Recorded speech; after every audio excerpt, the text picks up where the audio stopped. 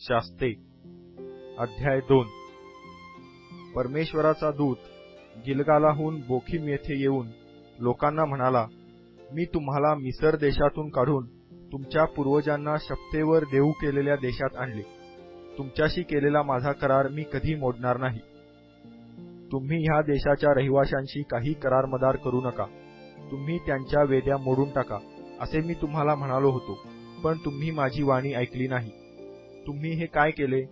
म्हणून मीही म्हणालो, मी त्या लोकांना तुमच्या समोरून घालवून देणार नाही. ते तुमच्या कुशीला काट्यांसारखे होतील आणि त्यांचे देव तुम्हाला पाश होतील. परमेश्वराचा दूत सगळ्या इस्रायल लोकांना हे म्हणाला तेव्हा त्यांनी मोठा आक्रोश केला. त्यांनी त्या स्थळाचे नाव बोखीम, आक्रोश करणारे, असे ठेवले. तेथे त्यांनी परमेश्वराला यज्ञ केले.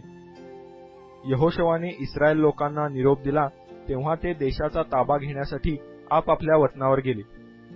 यहोशवाच्या हयातीत आणि यहोशवाच्या मरणानंतर जिवंत राहिलेल्या ज्या वडील लोकांनी परमेश्वराने इस्रायलासाठी केलेली महान कार्ये पाहिली होती, त्यांच्या हयातीत लोकांनी परमेश्वराची सेवा केली.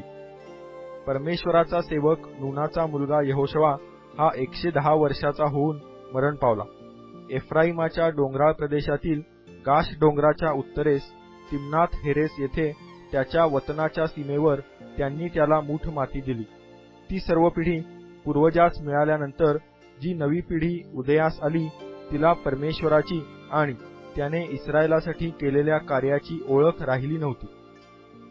इस्रायल लोक परमेश्वराच्या दृष्टीने वाईट ते करून बाल देवांची सेवा करू लागली. आपल्या पूर्वजांचा देव जो परमेश्वर, ज्याने त्यांना मिसर देशातून बाहेर आणले, त्याचा त्यांनी त्याग केला व अन्य देवांच्या म्हणजे सभोवतालच्या राष्ट्रातील देवांच्या नादी लागून त्याच्या चरणी लागले आणि तेणेकडून त्यांनी परमेश्वराला चीड आणली. परमेश्वराचा त्याग करून त्यांनी बाल व अष्टारोथ यांची सेवा केली. म्हणून इस्रायलावर परमेश्वराचा कोप भडकला. त्याने त्यांना लुटारूंच्या हाती दिले आणि त्यांनी त्यास लुटले. त्याने त्यांना त्यांच्या सभोवतालच्या शत्रूंच्या हवाली केले, म्हणून त्यांचा आपल्या शत्रूंसमोर टिकाव लागेना. परमेश्वराने त्यांना शपथपूर्वक सांगितल्याप्रमाणे जेथे जेथे ते कूच करीत तेथे तेथे त्यांच्यावर परमेश्वराचा हात पडून त्यांचे अहित होई आणि ते फार संकटात पडत. मग परमेश्वर शास्ते उभे करी व ते त्यांना लुटणाऱ्यांच्या हातून सोडवी. तरी ते आपल्या शास्त्यांचे ऐकत नसत. ते व्यभिचारी मतीने अन्य देवांच्या नादी लागून त्यांच्या चरणी लागत.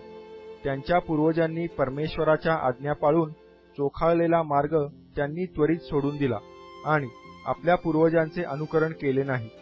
जेव्हा जेव्हा परमेश्वर त्यांच्यासाठी शास्ते उभे करी तेव्हा तेव्हा त्या प्रत्येकाबरोबर परमेश्वर असे आणि त्या शास्त्याच्या हयातीत तो त्यांना त्यांच्या शत्रूंच्या हातून बचावित असे, कारण त्यांच्यावर लोक जुलूम करीत व त्यांना गांजीत.